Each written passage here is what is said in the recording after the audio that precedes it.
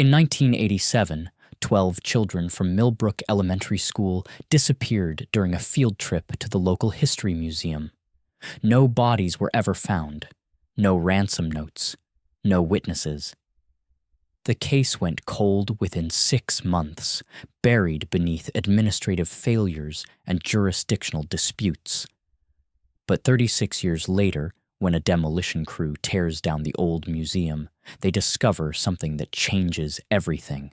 A hidden room beneath the building's foundation, and inside it, evidence that the children never left the museum at all. Detective Sarah Chen had been putting off the cold case review for 3 weeks, but the new database migration meant every unsolved file from the 1980s needed digital conversion or disposal. It was tedious work she tackled during night shifts when the precinct was quiet and she could concentrate. The basement archive smelled of mildew and old paper, boxes stacked floor to ceiling, some dating back to the 1960s. Most contained routine material, petty theft reports, domestic disputes, traffic citations that nobody would ever reference again. But Sarah was methodical by nature, the kind of detective who read every page before deciding what to preserve. That's how she found the file marked Millbrook Incident 1987. The folder was thick, wedged between a stack of vandalism reports and archived personnel records. Sarah remembered hearing about the case during training. 12 kids, 1 teacher, vanished during a school trip. Biggest missing persons case in county history. Her instructor had used it as an example of how investigations could collapse when multiple agencies failed to coordinate. Sarah pulled the file and set it on the metal desk she'd been using as a workspace. The incident report was yellowed but still legible, typed on an IBM Selectric with letters that had seen better days. The header read, Millbrook Police Department, with the date stamped below, October 15th, 1987. According to the report, at approximately 2:30 p.m., 12 students and their teacher had entered the Millbrook Historical Society Museum for a scheduled educational visit. The museum's security log confirmed their entry, but there was no record of them leaving. When the school bus driver returned at 4 p.m. for pickup, the museum was locked and empty. Then came the list that made Sarah's chest tighten. 12 names, ages 8 to 10. Tommy Brennan, Lisa Westbrook, Marcus Thompson, Ashley Rivera. Children who had walked into a building and simply vanished. The initial response had been swift but chaotic. Multiple agencies responded. Local police, county sheriff, state investigators, FBI, search dogs, helicopters, dive teams for the nearby lake. The museum was searched room by room, but the building was small, just 4 exhibition halls, an office, and a basement storage area. Nowhere for 12 children to hide. Sarah flipped through witness statements. The museum director, Harold Vance, claimed he had stepped out for coffee around 2:45 p.m. and returned to find the building empty. The only other staff member, a volunteer named Margaret Ellis, had left early that day due to illness. Security cameras had malfunctioned that morning, a detail that seemed suspicious in hindsight but was dismissed as routine maintenance issues. What caught Sarah's attention was a handwritten notepaper clipped to the back of the incident report. Architectural survey incomplete. Recommend structural analysis of basement level. Several discrepancies noted between blueprint and actual layout. Detective R. Morrison. Below that, in different handwriting, case transferred to state police per chief's order. No further local investigation required. Sarah stared at the note. Someone had wanted to investigate the building's structure, but had been told to stop. Why would a police chief shut down a lead in a case involving 12 missing children? The next document was stranger still. A memo from the mayor's office to the police chief, dated just 1 week after the disappearance.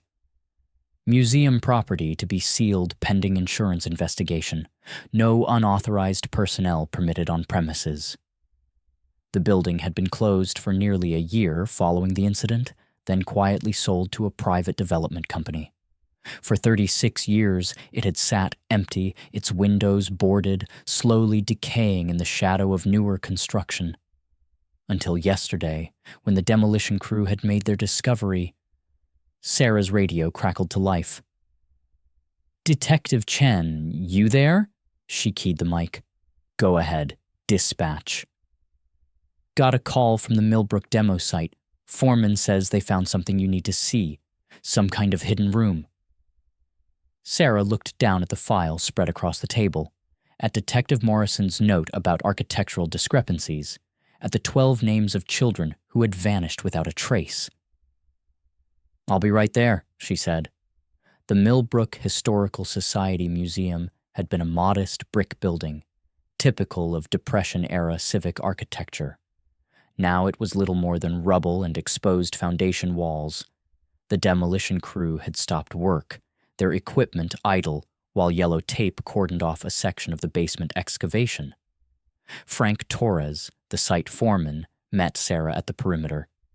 He was a man in his 50s with the weathered look of someone who'd spent decades in construction. "Never seen anything like it," he said, leading her toward the foundation. "We were clearing the basement when we hit this wall that shouldn't be there.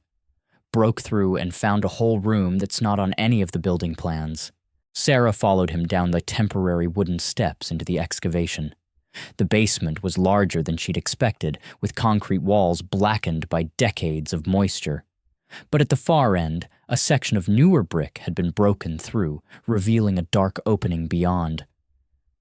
"How big is the room?" Sarah asked. "Maybe 12 by 15 feet. No windows, no ventilation, just 4 walls and—" Torres hesitated. "And what?" "You need to see for yourself." Sarah clicked on her flashlight and stepped through the opening. The hidden room was exactly as Torres had described, windowless, unventilated, with walls of unpainted concrete. But what made her breath catch were the items scattered across the floor. 12 small backpacks, their bright colors faded but still recognizable. A teacher's canvas bag, lunch boxes with cartoon characters. And on the far wall, scratched into the concrete with something sharp, were names: Tommy, Lisa, Marcus, Ashley. Sarah stepped back, her heart pounding. She pulled out her phone and called the precinct. "This is Detective Chen. I need a full forensics team at the Millbrook demo site immediately. And contact the FBI. We're reopening the 1987 case." As she waited for backup, Sarah examined the room more carefully. The children's belongings were arranged almost deliberately, not scattered randomly as they would be in a struggle. The scratched names on the wall were neat, methodical, as if someone had taken time to carve them properly. But most disturbing were the small metal fixtures mounted in the concrete walls, brackets that might have held cameras or monitoring equipment. This wasn't just a hiding place. It was a viewing chamber. Sarah's phone buzzed with a text from an unknown number. "You found the room, but you didn't find them." She looked up at Torres, who was standing at the entrance. "Did you give anyone my number?" "No, ma'am. Only called the police dispatcher." Sarah stared at her phone. The message had been sent from a local number, but when she tried to call back, it went straight to a disconnected line recording. Someone was watching the investigation. Someone who knew about the hidden room, and someone who wanted her to know that the children's story wasn't over. That evening, Sarah spread the Millbrook file across her desk and began making calls. Her first was to the retired detective whose note she'd found, R. Morrison. The department's personnel records showed Robert Morrison had left the force in 1988, just months after the Millbrook case was transferred away from local jurisdiction. She found his number in the phone directory. An elderly voice answered on the third ring. "Morrison Residence." "Mr. Morrison, this is Detective Sarah Chen with Millbrook PD. I'm calling about an old case you worked. The museum disappearances in 1987. There was a long pause. I wondered when someone would finally call about that. Sir, I've been waiting 36 years for someone to reopen that case. I assume you found the room. Sarah felt a chill. How did you know about the room? Because I've been checking on that building every few months since I retired, waiting for someone to tear it down, waiting for someone to find what I couldn't prove was there. What do you mean? Morrison's voice dropped. Detective Chen, those children didn't disappear. They were taken, and whoever took them built that room specifically for them. Do you have evidence? I had evidence. The problem was nobody wanted to see it. An hour later, Sarah sat in Morrison's small living room, surrounded by boxes of files and photographs he'd kept for 36 years. The official investigation had lasted 6 months, but Morrison's personal investigation had never ended.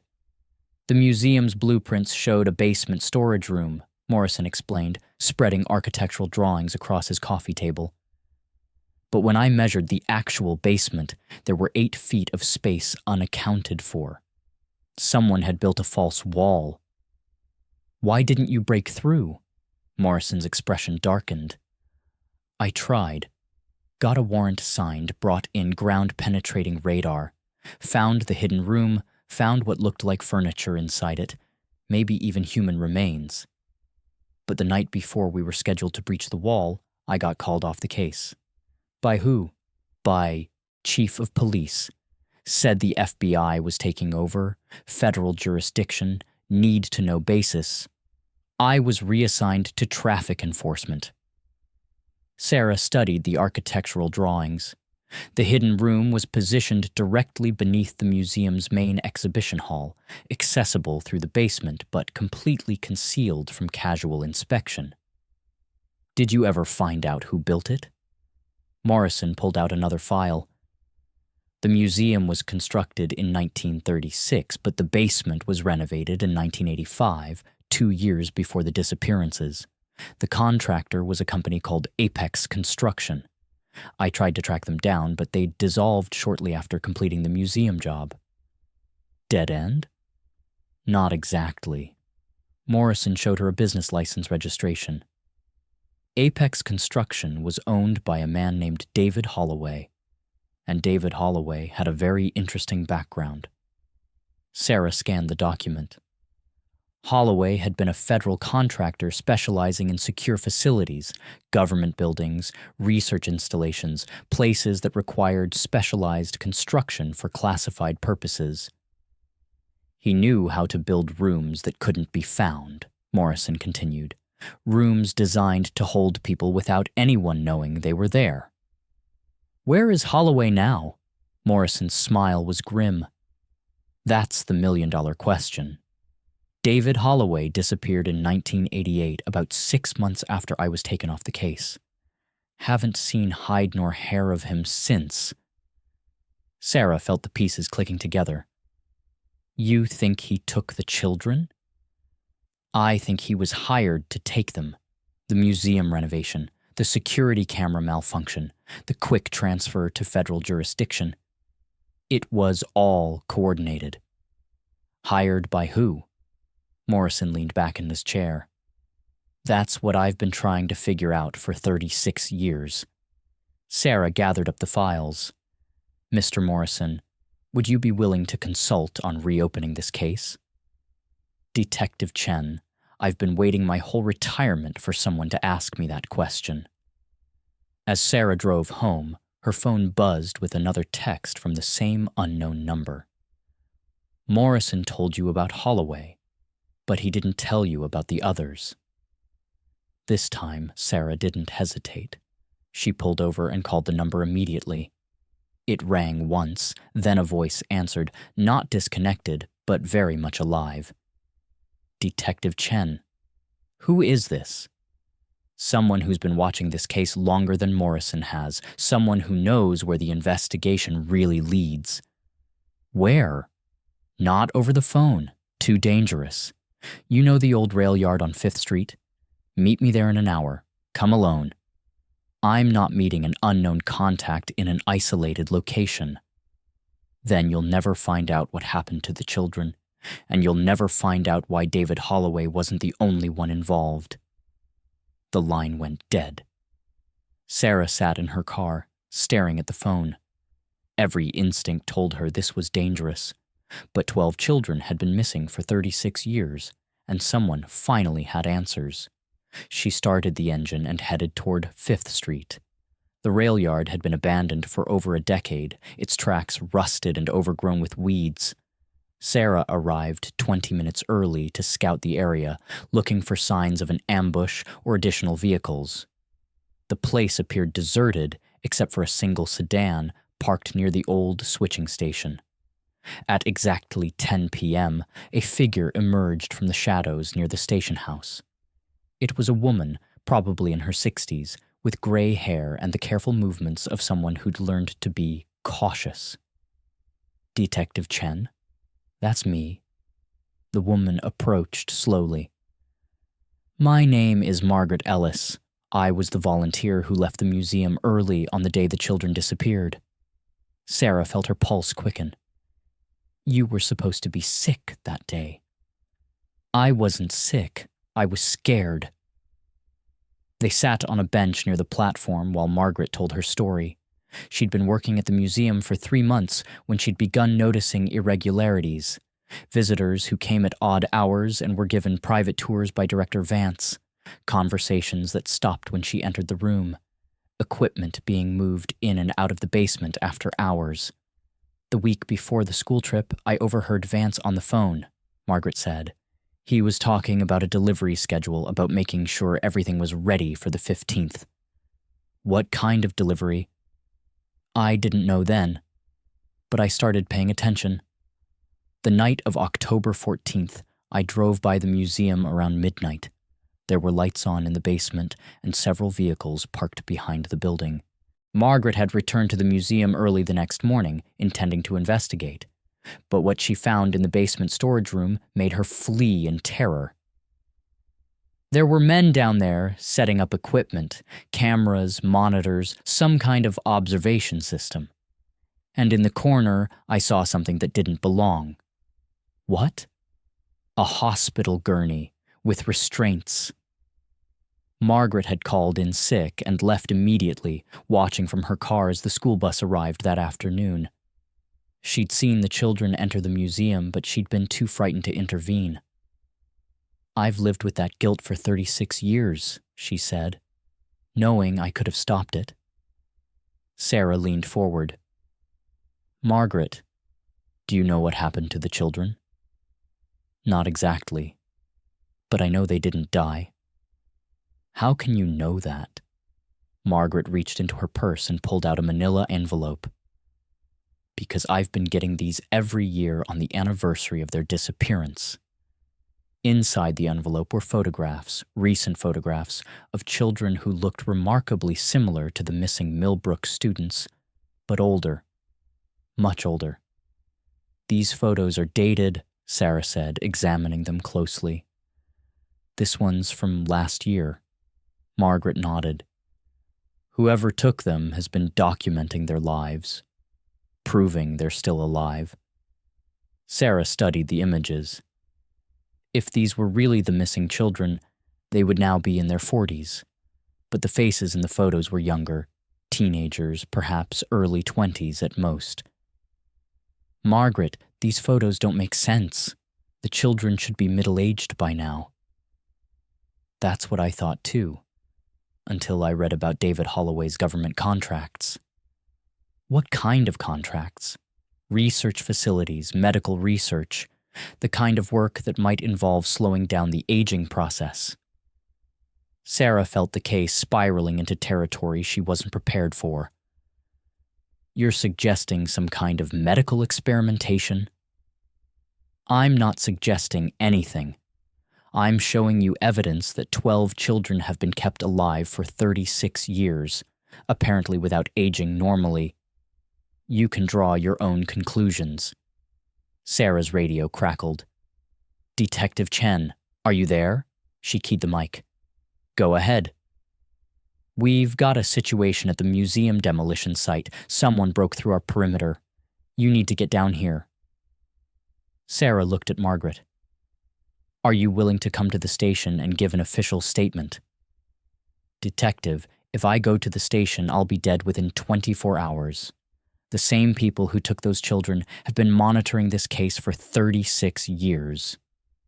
Then what do you suggest? Margaret handed her a business card. There's someone else you need to meet, someone who was inside the program. Sarah looked at the card. It was blank except for a phone number. Who is it? One of the children. The phone number led to a voicemail system with no greeting, just a tone. Sarah left her name and number, then drove to the museum site to investigate the break-in. The forensics team was still processing the hidden room when she arrived, but something had changed. The children's backpacks had been moved, rearranged into a different pattern. On the wall, where names had been scratched, new words had been carved. We are waiting. When did this happen? Sarah asked the crime scene supervisor. Sometime between midnight and 3 a.m. No one saw anything, but the security camera caught a figure entering the excavation. Sarah reviewed the camera footage on the supervisor's tablet.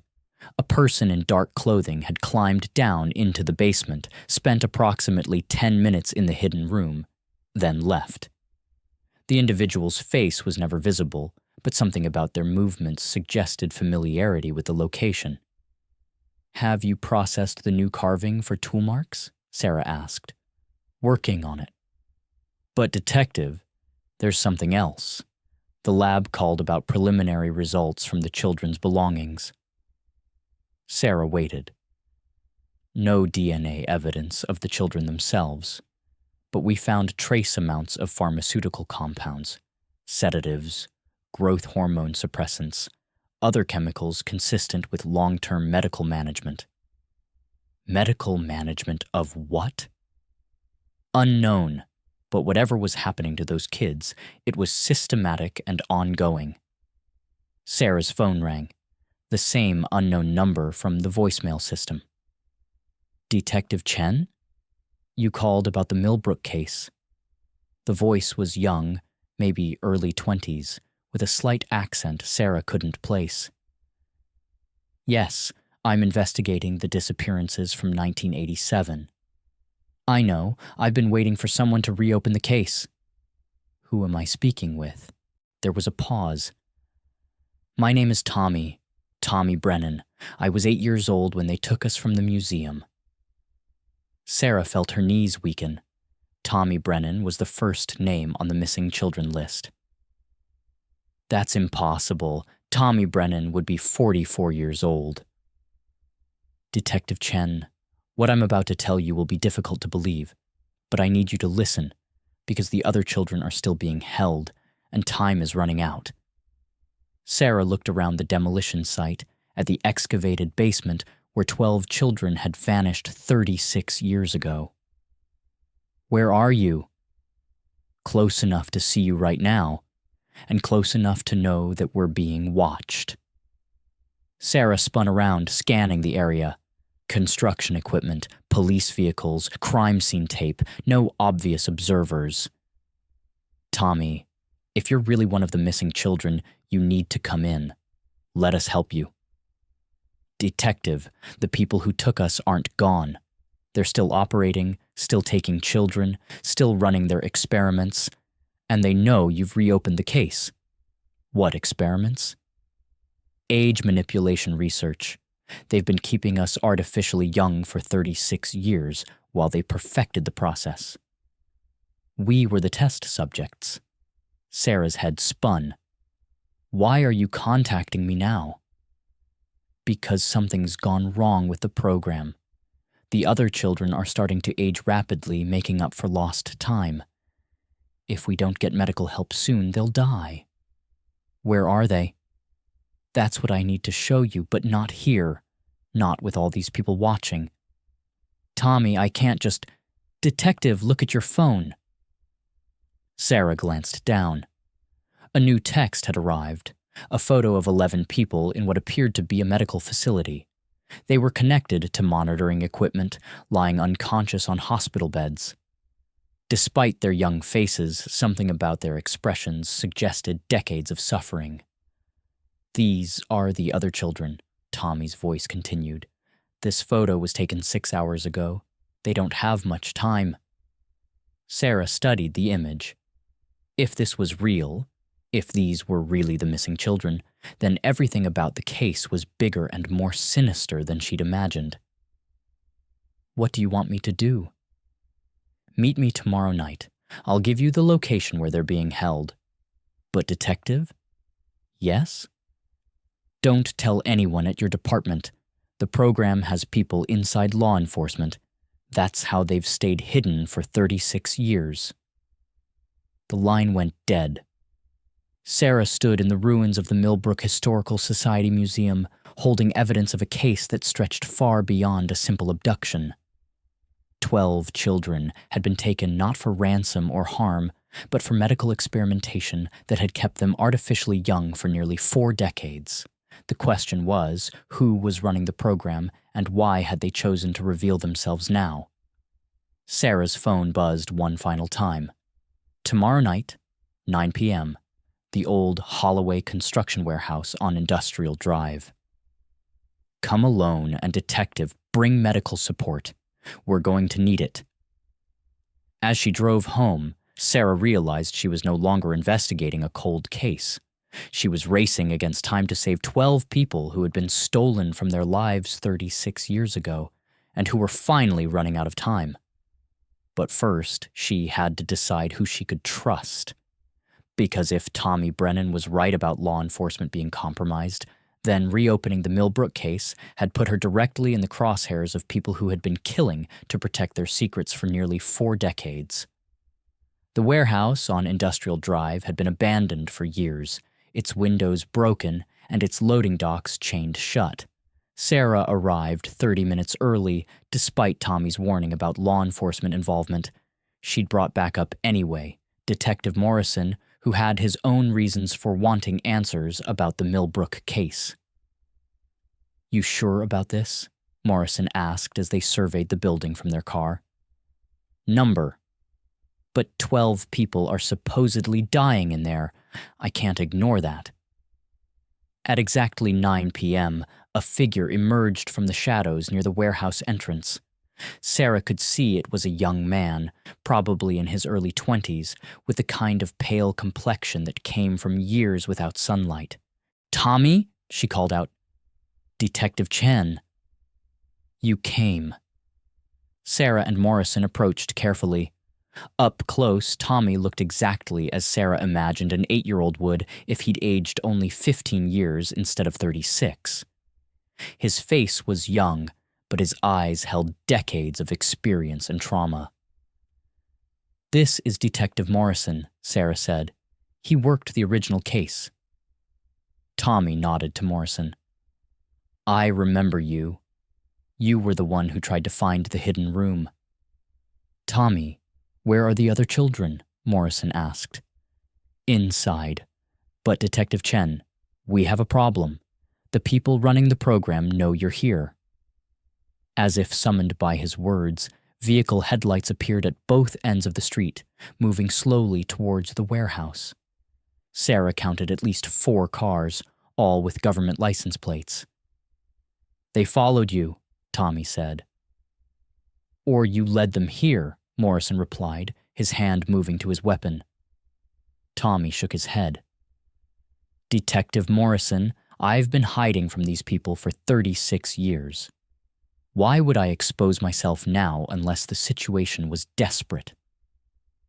The vehicles stopped about 50 yards away, forming a loose perimeter around the warehouse. Sarah could see figures emerging from the cars, men in dark suits who moved with military precision. "Tommy, we need to get inside," Sarah said. "Can you get us to the other children?" "Follow me." They entered the warehouse through a service door that Tommy opened with a key card. Inside, the building looked exactly as Sarah expected. Empty, abandoned, filled with dust and decay. but Tommy led them to a freight elevator that still functioned, despite the building's apparent abandonment. The real facility is underground, Tommy explained as they descended. 3 levels below street grade. The program has been operating here since 1991. What program? Morrison asked. Project Eternal Youth. Military research into age manipulation funded through black budget appropriations. We weren't the first subjects, just the most successful.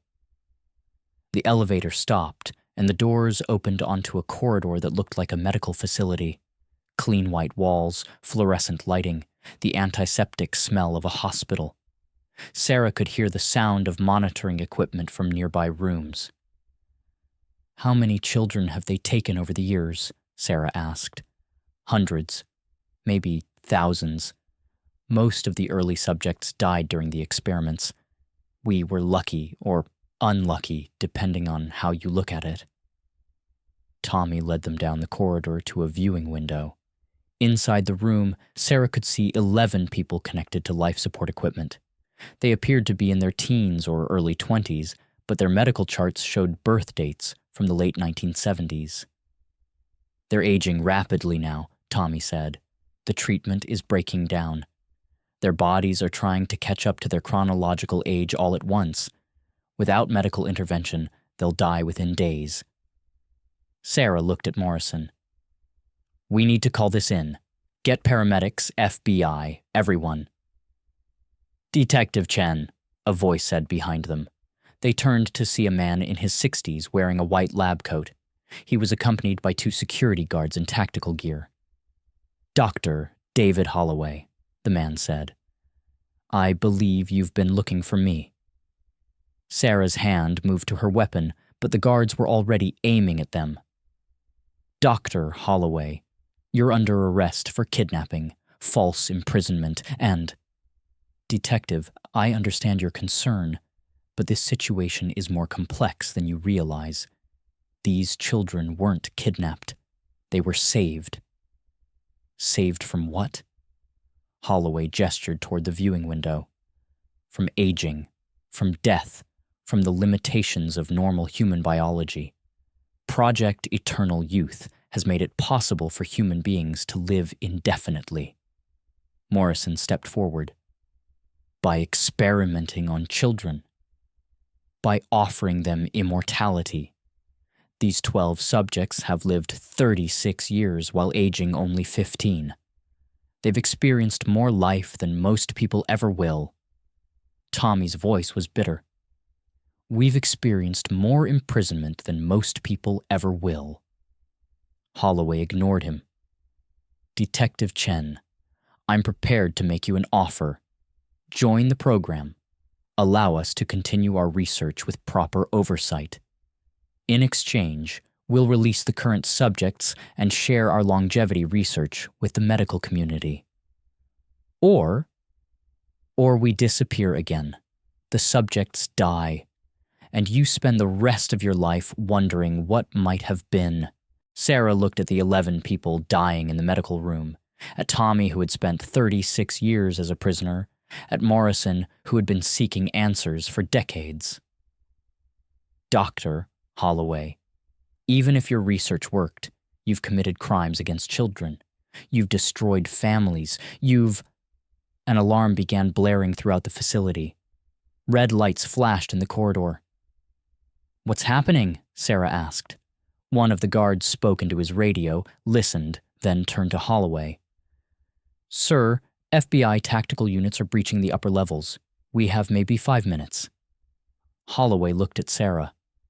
Detective, it appears your decision time has been shortened. Tommy grabbed Sarah's arm. The children need immediate medical attention. If we don't get them to a hospital in the next hour, the aging process will kill them. Sarah made her choice. She drew her weapon and pointed it at Holloway. Dr. Holloway, you're under arrest. Guards, drop your weapons.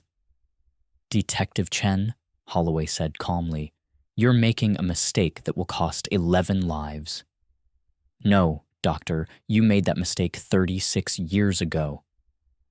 The sound of tactical boots echoed from the elevator shaft. FBI agents were seconds away from reaching their level. Holloway pressed a button on a device in his pocket. Throughout the medical facility, machines began shutting down. Life support equipment went silent. Monitoring devices flatlined. "If I can't continue the research," Holloway said, "then there's no point in keeping the subjects alive." Sarah watched in horror as the 11 people in the medical room began showing signs of distress. Without the machines regulating their accelerated aging, they were dying in real time. "Turn it back on!" she shouted. "I'm afraid it's too late for that. The automated termination sequence can't be reversed." Tommy ran toward the medical room. "Detective, help me get them out of there." Sarah and Morrison followed him, breaking down the medical room door just as FBI agents flooded the corridor. Inside, they began disconnecting the 11 subjects from the failing equipment, preparing to evacuate them to the surface. But as they worked, Sarah realized that Holloway had disappeared. The doctor who had orchestrated 36 years of illegal research was gone again, leaving behind only his victims and the ruins of his program. 6 months later, Sarah sat in her office reviewing the final case report. 7 of the 11 rescued subjects had survived the rapid aging process and were slowly readjusting to normal life.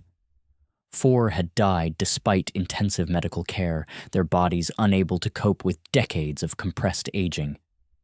Tommy Brennan had become something of a media sensation, a man in his early 20s with memories spanning 36 years. He was working with federal investigators to identify other Project Eternal Youth facilities and victims. David Holloway had vanished completely, despite an international manhunt. His research notes had been confiscated, but intelligence agencies suggested the technology behind Project Eternal Youth was too valuable to simply destroy.